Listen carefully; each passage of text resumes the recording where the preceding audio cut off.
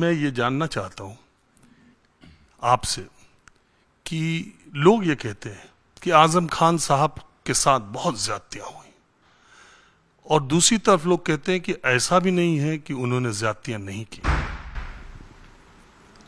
अगर एक ज्यादती भी साबित हो जाए तो मैं आपसे ईमाना हूं कहता हूं कि सारी ज्यादतियों का जिम्मा ले लूंगा।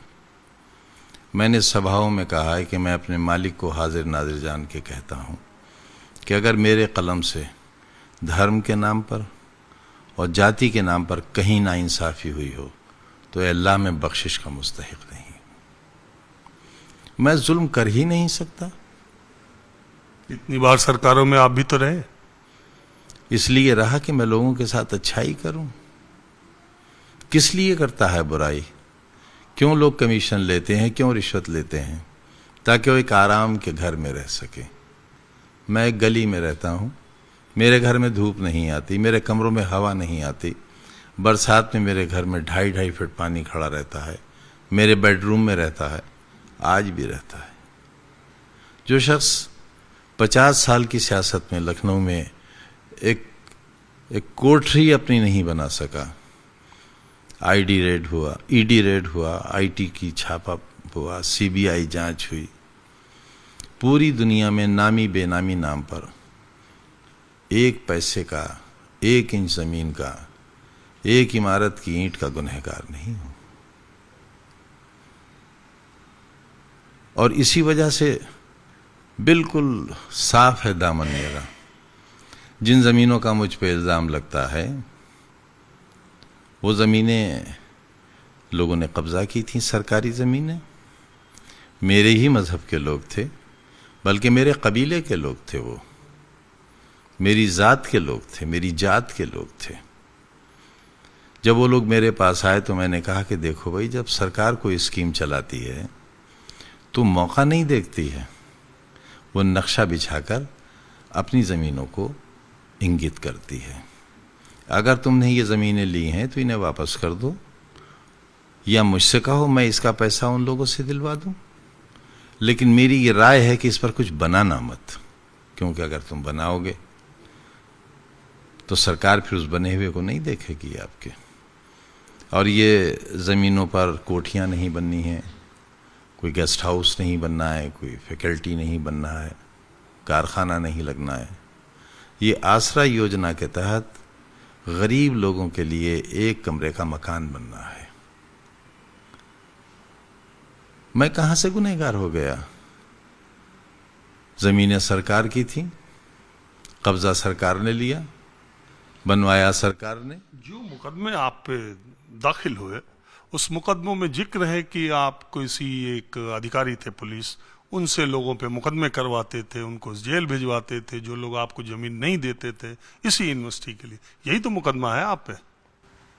किसी एक मुकदमे का जिक्र तो कर दीजिए आप। 4.25 बीघा जमीन यूनिवर्सिटी के अंदर आज भी है, जिसका मुझे नहीं पता कहां है। जिन लोगों की वो जमीन है उन्हें भी नहीं पता वो कहां है। उन लोगों से बुलाकर मैंने कहा कि भाई, किसी के नाम 10 गज है, किसी के नाम 8 गज है, किसी के नाम 20 गज है, पुश्तैनी जमीन उन लोगों की, कि आप या तो इसकी कीमत ले लो, जो दूसरों को कीमत दी गई है वो कीमत ले लो, या जहां आपकी जमीन है वहां आप कब्जा ले लो। उन्होंने कहा कि नहीं, अगर हम आपके हाथ बेच देंगे तो हमें मार डालेंगे। अधिकारी लोग कहां हैं? उनके तो सबके बयानात लग गए अदालत में। हमारे साथ कुछ गलत नहीं हुआ। आजम साहब, कई बार सोचने पे ये लगता है कि जो लोग सत्ता में रहते हैं हट जाते हैं, विपक्षी दल सत्ता में आते हैं। अभी आपने भी शायद सुना हो, गृह मंत्री अमित शाह खुद पार्लियामेंट में ये बात कह रहे थे, जब ये अभी नया नियम आया था कोई मंत्री 30 दिन के भीतर जेल जाएगा तो उसको इस्तीफा देना, तो उन्होंने, उनके ऊपर कहा गया आप भी जेल, तो उन्होंने कहा कि मेरे ऊपर सरकार ने फर्जी मुकदमे लगाए थे, मैं जेल में गया और जेल से मैंने मुकदमा लड़ा और मैं बरी होकर आज यहां पर पहुंचा हूं। मुकदमे तो इससे यह बात तो साबित होती है, खुद गृह मंत्री की बात से यह बात साबित होती है कि सरकारें सियासी लोगों पर मुकदमे करती रहती है, उसका तो उन्होंने खुद ही, लेकिन लोग उससे निकल भी जाते हैं और बरी भी हो जाते हैं। गृह मंत्री खुद उसका एक उदाहरण है, वो बार बार कहते हैं मुकदमे मेरे पे लगाए, मैं लड़ा, जीता और आ गया। बात पूरी आना चाहिए। अर्ध सत्य पूरे झूठ से भी ज्यादा बुरा होता है।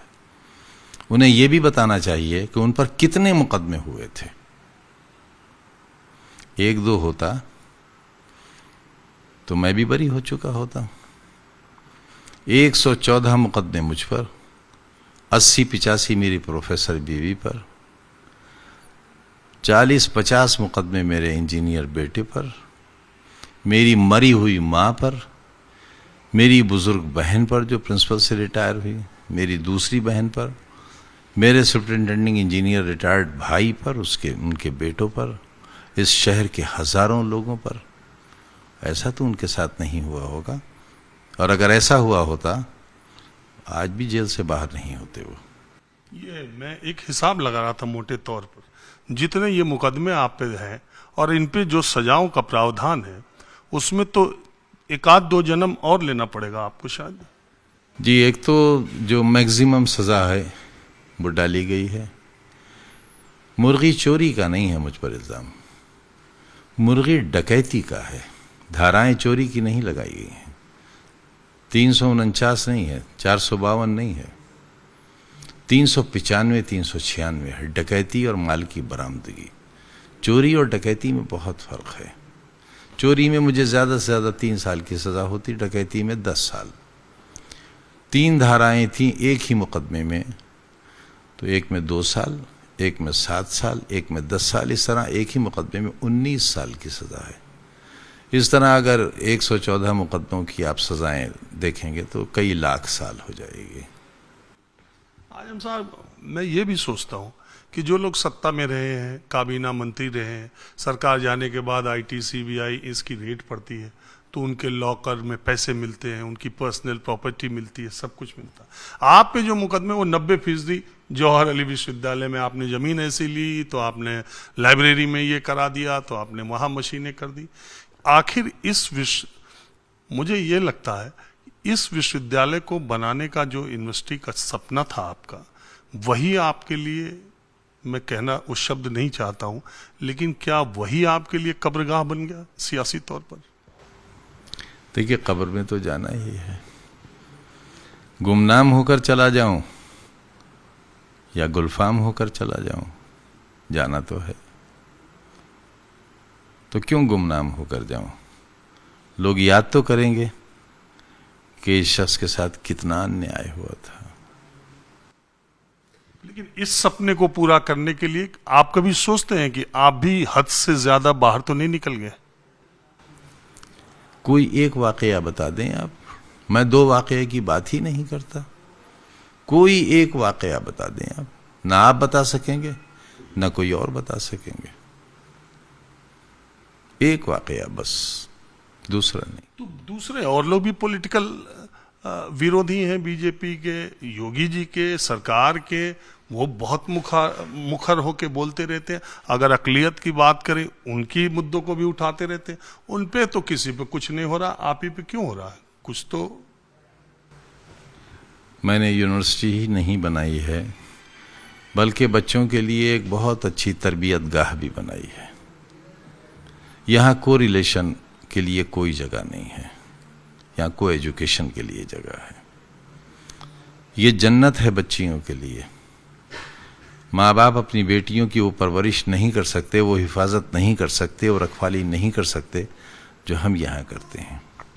जिस तरह हम बच्चों की तरबियत करते हैं, यहाँ से वो कुछ सीख कर निकलते हैं। उन्हें नौकरी ढूंढने की ज़रूरत नहीं पड़ती, नौकरियाँ उनको ढूंढती हैं। मैंने जो बच्चों के स्कूल बनाए थे CBSE बोर्ड के, यहाँ मोदी स्कूल, सेंट मैरीज, उन सबसे ज़्यादा मेरिट मेरे बच्चे बच्चियों की आती थी जो ठेले वालों और रिक्शे वालों के बच्चे होते हैं। और उसकी फीस किसी प्राइमरी स्कूल से ज़्यादा नहीं होती थी, क्योंकि मैं उनके लिए झोली फैलाकर मांग कर लाता था। मैंने अपना घर तो नहीं बनाया, लेकिन अपनी कब्र बहुत अच्छी बनाई है।